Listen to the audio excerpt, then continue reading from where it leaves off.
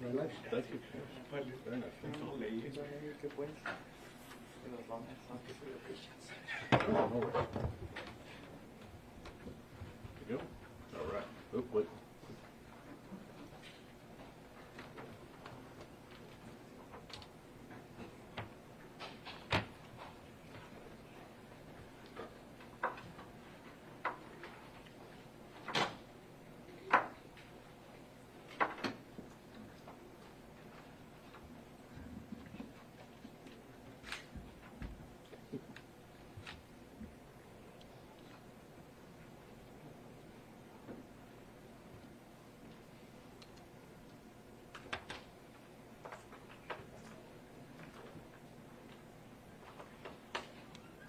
Okay, everyone ready? Good afternoon. My name is Bill Hicks, and I am your district attorney. I wanted to start off by thanking everyone for being here.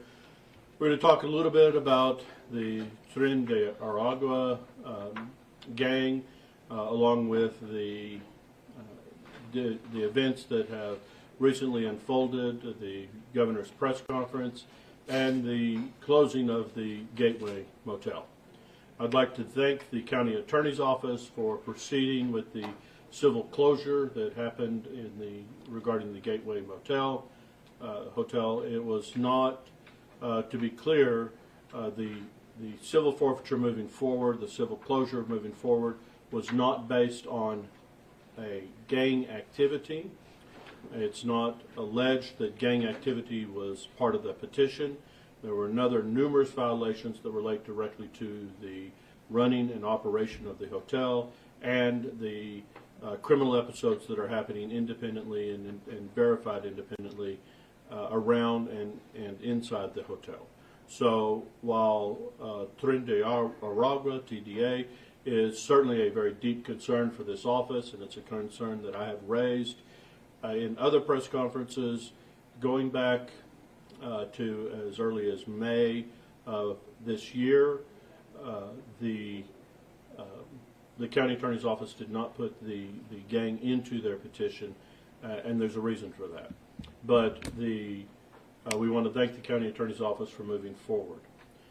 I want to acknowledge that the governor's office has expressed some deep concerns about TDA and the advancement of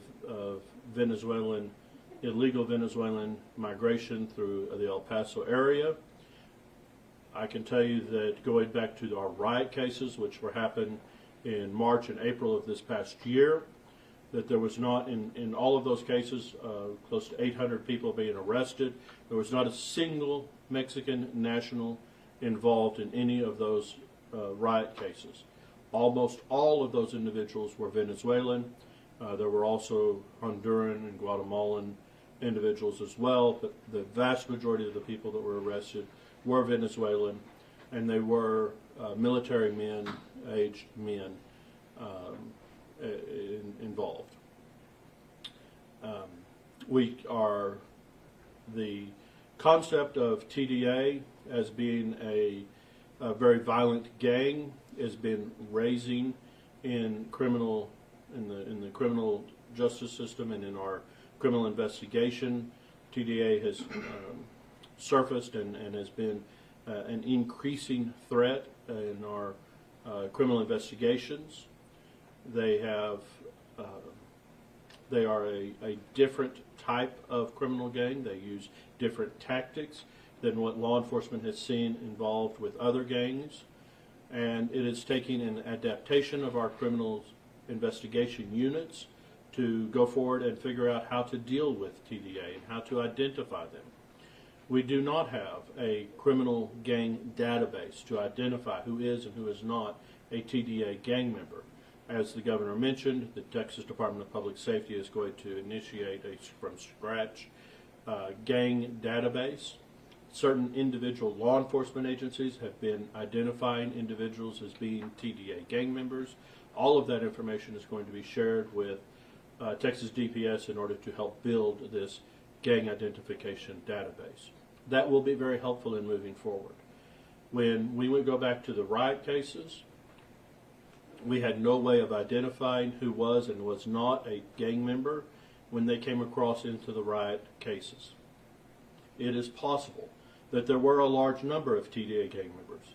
It is also possible that there were no gang members. We know that we believe there were at least 2 that have been confirmed, but it is also possible there were a great larger number of TDA gang members simply by who we're looking at.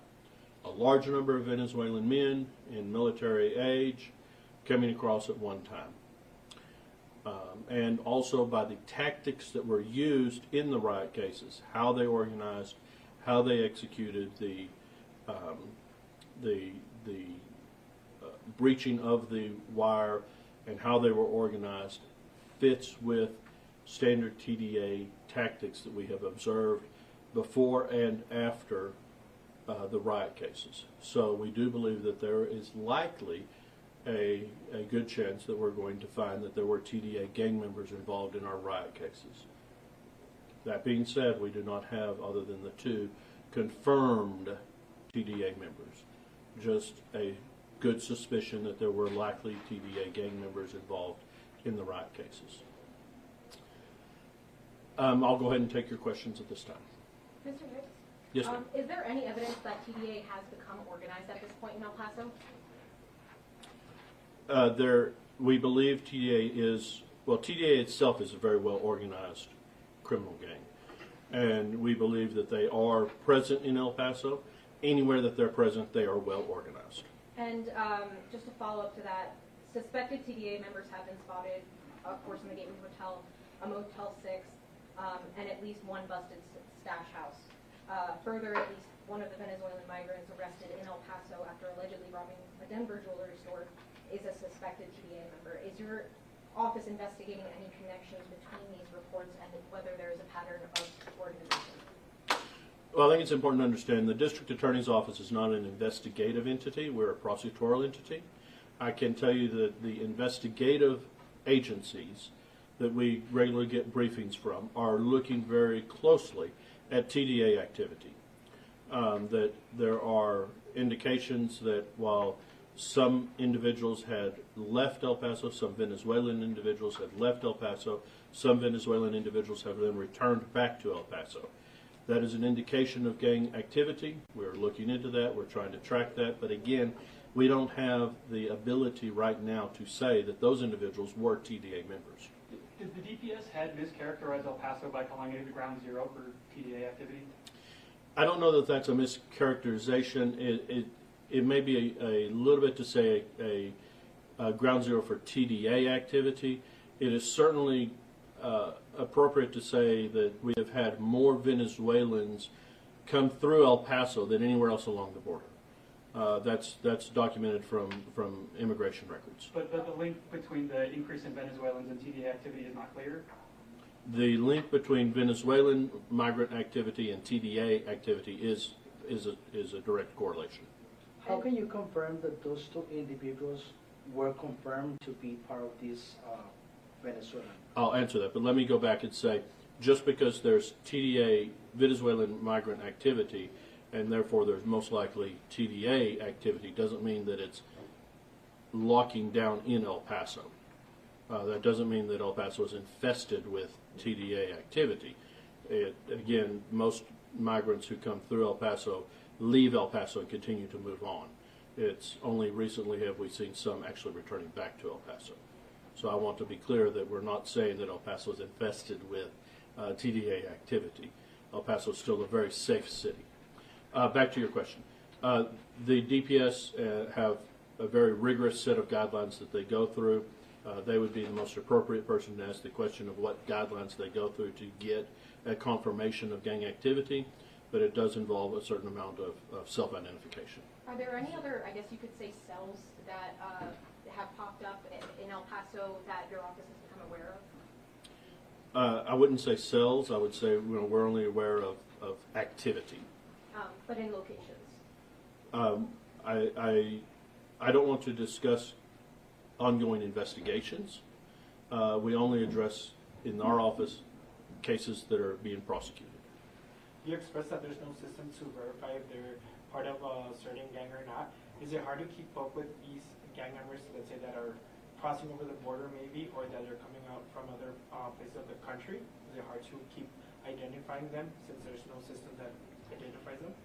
It is very difficult to identify TDA members. They don't follow a lot of the same patterns that we've seen in other gangs that we're more used to dealing with. They just have a very different mentality. They operate differently, and they're more difficult to identify. That being said, law enforcement is very dynamic. They adjust to what is happening, and they are making those adjustments in order to make those identifications and to proceed in order to continue to pursue TDA and in order to bring justice to our community. I am confident that they will make those adjustments and we will be able to make those identifications. It's just an adjustment. TDA operates differently than the other gangs that we have seen in the past. Can you expand about how they operate differently? I think that that's really more of an investigative aspect, and I don't want to veer too much out of my lane in the prosecutorial realm. Do you have a sense of what proportion of people that were, on the images at the Gateway Hotel were members of TDA, considering you're saying it's difficult to identify who was a member? I don't understand your Like, question. there was many people that were photographed in the Gateway Hotel, and it was suggested there was a takeover of the hotel by TDA members. Do you have a sense of what proportion of the people in those images were actually TDA members, considering they're hard to identify? I personally haven't looked at the images that came out of the Gateway. I know that they are being analyzed for investigative purposes and to try to track those individuals, so I don't want to go into what is ongoing investigations. Can you talk more about the database that Governor Greg Abbott spoke of, given that U.S.-Venezuela relations are not the best right now, and these people literally just don't have any criminal background or criminal record? So what will that database be compromised of? Well, they do have criminal backgrounds. We just don't know what it is, which is part of the problem, and that's part of the reason why it's difficult to track to build that criminal database or gang database. Oftentimes, gang databases consist of what's your prior criminal history and what you've done when you've been admitted into a prison environment. So building the database starts with what we know. And obviously, if we don't know what they did in Venezuela, then we build from where we know. Law enforcement does have the ability to get some information. Obviously, when they start in Venezuela, they don't just magically appear at our border. They've transversed from Venezuela all the way through every country along the way.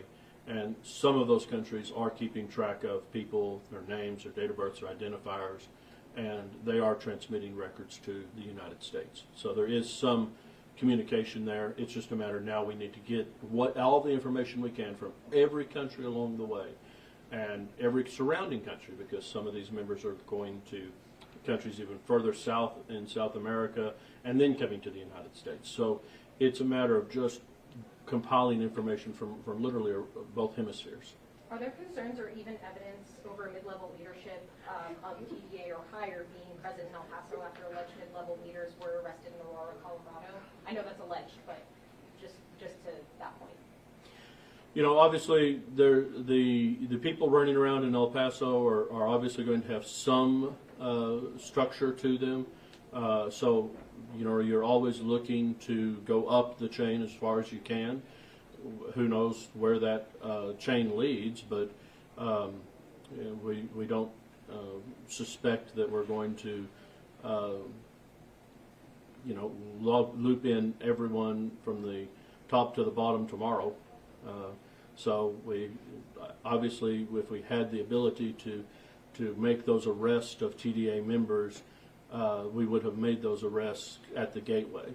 But it's very difficult for law enforcement to make the arrest of the TDA members because of how they function, how closed off they are. They're very intense in how structured they are and how closed they are. So it's very difficult for law enforcement to penetrate that, to make those arrests even of the lower level, much less to get to the mid-level. So it's very difficult for those investigations to happen, but they are certainly ongoing. Yes, sir. So what charges are you trying to implement on them in case they are confirmed of gang activity and they've done gang-related crimes here in the United States, El Paso, Texas? Well, if we can get to gang activity, then that adds for an enhancement under state law, engaging in criminal activity, which enhances their charge, whatever they're charged with, by one level. But we still have to get the initial charge, which would be possession of drugs, promotion of prostitution, whatever, possession of illegal possession of firearms, whatever the initial underlying charge would be, which we saw some of those charges by people who were being arrested around the Gateway Motel over the past 3 months. Smuggling obviously is a big charge that TDA is involved in. Human trafficking, a very big charge TDA is involved in. So obviously those are the directions we're going in, and then if we can start identifying them as doing it as part of a criminal organization, then we are able to enhance their punishment by one level. We spoke with authorities in Mexico regarding these members, and they told us they know they are part of they're working together with cartels in Ciudad Juarez. Do you know if the state is working together with Chihuahua in order to arrest these people? We do have confirmation that TDA has been working with cartels. That is a true information that we have. And we get that information because Texas law enforcement is working with federal law enforcement. Federal law enforcement is working with Mexican law enforcement officials. They're also working with Colombian law enforcement officials, Peruvian law enforcement officials. International law enforcement officials are cooperating in trying to address TDA activity. TDA is considered an international problem, and law enforcement from across Central, South America, all the way into Mexico and the United States are addressing it in a very unified fashion with information sharing. Yes, sir. There were over 20 people arrested from the Gateway Hotel. Are you prosecuting any of those cases? Any of the cases that were arrested are making their way into our office. Okay. And then considering the political climate, what message do you think it sends when you use language like military age when describing those who rushed 836? I think that just describes the age of the person. I'm not trying to be scary in any fashion. In fact, I think I've emphasized that El Paso remains a very safe city overall. Most of the people, and I emphasize this again, most of the people who migrate through the bridge or through the ports of entry or across illegally, even in our riot cases, most of those people, the vast majority of those people who came to El Paso have all migrated out of El Paso. They've very few remain in our community. So while we have documented cases of some people coming back, that is still a very small minority of the people who come through El Paso. So the statistics are true. The majority of Venezuelans who have come into the United States have come through El Paso. And the majority of the Venezuelans who have come through have been males, ages 17, 18 through early 30s. So that's just the statistics. That's true. However, I think it's also a true fact that very few of them have remained in El Paso. But when Governor Abbott uses it's ground zero, words matter. What would you tell Governor Abbott about those words? Well, I understand the use of the word. It's ground zero for what's coming into Texas and into the United States. But that doesn't mean that it's ground zero for TDA activity. And I think that needs to be clear. El Paso is not ground zero for TDA activity. We have what we believe to be TDA activity in El Paso, but so does Dallas, so does Houston, so does Colorado. So other communities are experiencing TDA activity. Unfortunately, TDA is a gang which is spreading their tendrils across the United States, and it's a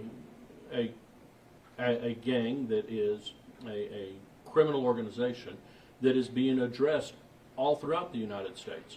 While Texas DPS is taking a lead in trying to get organized and how we're going to address it, they work hand in hand with our federal partners. And our federal partners are certainly very involved with how are we going to address TDA on a nationwide level. and our federal partners are very much involved with how are we going to TDA, not just on a federal level, but on an international level. So I can confirm that this is not, while Texas DPS are taking the lead, it is not just a Texas effort. TDA is a nationwide problem. Certainly, the governor of Texas is going to be concerned about Texas, and so he's identifying Texas as being, his concern. But TDA is a national problem. I just also never heard you use the word, the phrase military age. And when El Paso and this is like being used at a national stage, do the words that you use matter? I think words always matter, but I don't want to, again, by saying military age. Other than that's a good descriptor of the age of the people that are involved. Back over here. Yesterday, the sheriff said that, and I'm not sure about the 20 arrests.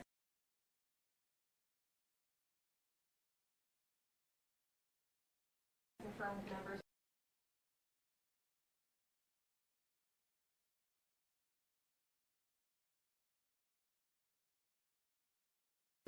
Somewhere else, arrested somewhere else. The people currently in the county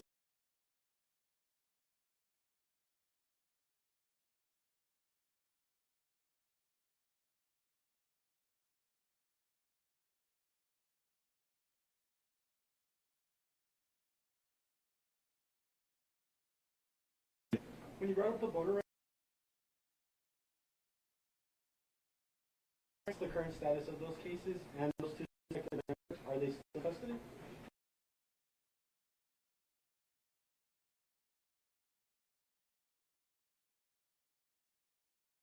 are in the process.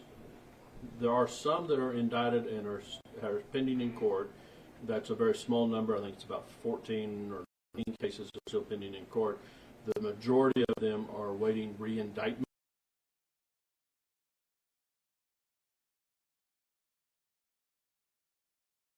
Are on appeal. All 180 of those are on appeal.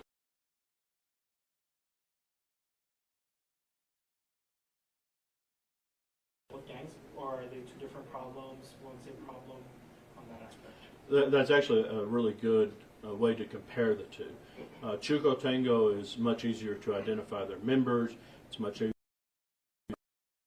in Chuco Tango, and because of that is much. Those investigations are much further along. And it's much easier to identify those and target Chuco Tango members for prosecution and for roundups. For example, we recently had a Chuco Tango roundup that the federal government initiated and the state participated in. There were several indictments and warrants that were executed recently, thanks to Jaime Esparza, U.S. Attorney, for spearheading that roundup. But that's a very good way to distinguish the two, because Chuco Tango is much further along. We have those that they are in the gang database, they are identified, and it's much easier to target the leaders of that organization from the highest to the mid-level. We know who they are, and it's much easier to target them when we get those indictments and make sure that they're arrested and prosecuted. We don't have that same information on TDA. We don't have them in the gang database. We don't have that built up yet, but it's coming. Is El Paso or your office in any capacity, is anyone working with other counties, states even in the U.S. That have seen reports of TDA? Our office or law enforcement? In any capacity, El Paso. Law enforcement is working very closely with all different state agencies and federal government on identifying and targeting. The Aurora, Colorado, for example, our law enforcement have been in contact with them. I've received briefings from what they told our law enforcement, right? So I know that they've been in contact with the Aurora, and certainly our law enforcement have been in contact with Dallas and with Houston with the issues they're having. So not just on a local level, but on a statewide level. Our office, when we get, our office participates in we have a TAG unit, Texas Anti-Gang Unit. The Texas Anti-Gang Unit prosecutors communicate very well with the other Texas anti-gang unit prosecutors stationed around the state. There are only so many TAG units around the state, but each one of those units have a very good open communication. Here's what we're seeing. Let's share information. What can we do to help prosecute people that are gang members, affiliated gang members, and how can we help facilitate information? They actually have little conferences, and we travel to different units to help them share information. It's really a very good initiative, statewide initiative. Could I ask some questions about school threats? Yes. We saw just 5 yesterday. What do you think the impact your PSA is having, and are there any other efforts being made to kind of try and help this? You know, it's very hard to gauge the negative. Our PSA was released the same day as the Georgia shooting. We always, anytime there is a school shooting, we always see a spike in gun and bomb threats. So we can only hope that that spike was somewhat lessened, and that the overall curve of that spike was lessened by people seeing that video, by the children seeing that video, and understanding that there is going to be an impact. I think the greatest impact is going to be as we start emphasizing the prosecutions that are happening. Las Cruces just emphasized that they arrested 3 teenage students, and I think that's great. We recently arrested a student who took a gun to a school, and I think that that's very noteworthy. Again, I would much rather prosecute a student for a terroristic threat than for a capital murder. I would much rather arrest a student and prosecute that student for bringing a gun into a prohibited place, a weapon in a prohibited place, than for an actual shooting. So I applaud the students in that high school for identifying, hey, teacher, hey, administrator, I saw this guy has a gun. Much rather have that happen than later in the day that kid's, I don't know what he was thinking, if he was thinking he was just going to scare people or trying to get attention. We don't believe that he was actually going to commit an armed assault. But nevertheless, he was arrested. He is being prosecuted.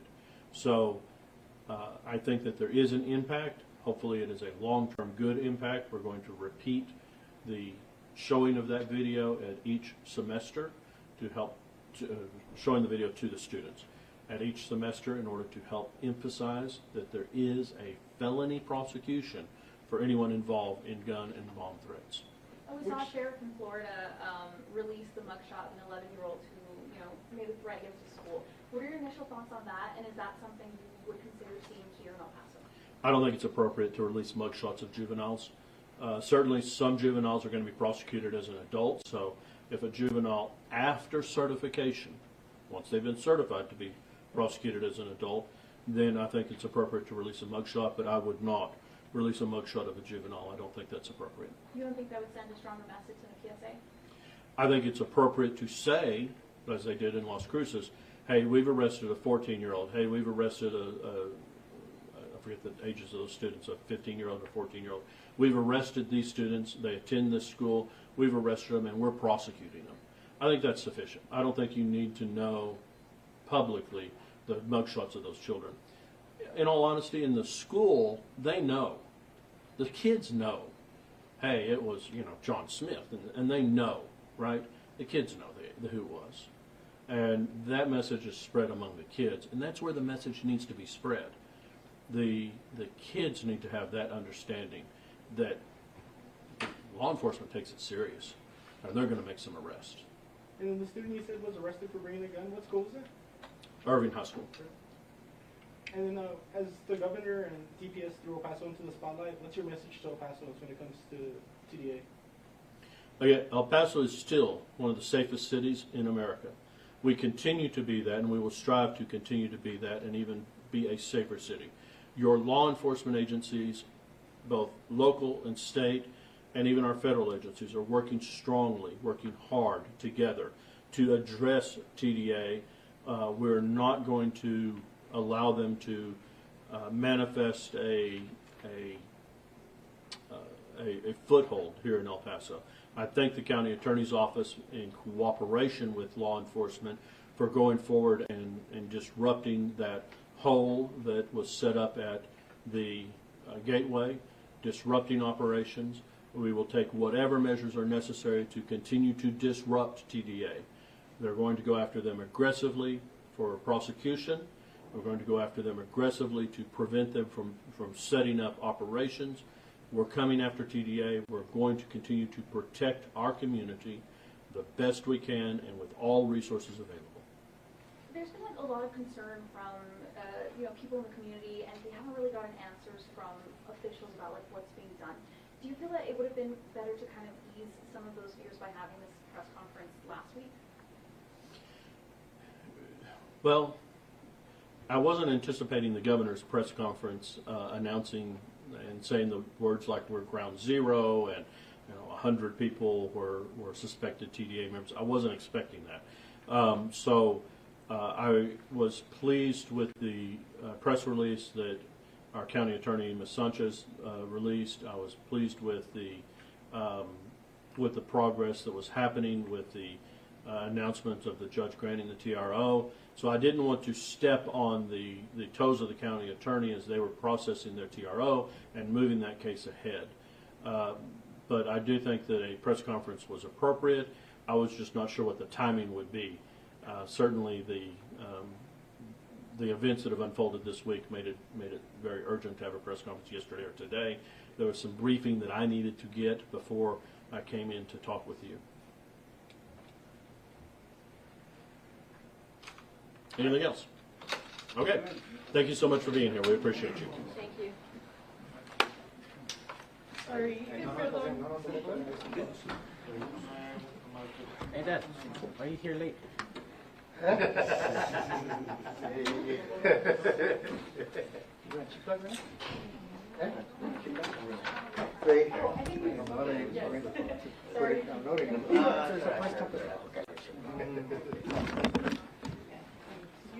Mira, ya ves, you're the only one who can say that porque I know. Hi, Terry.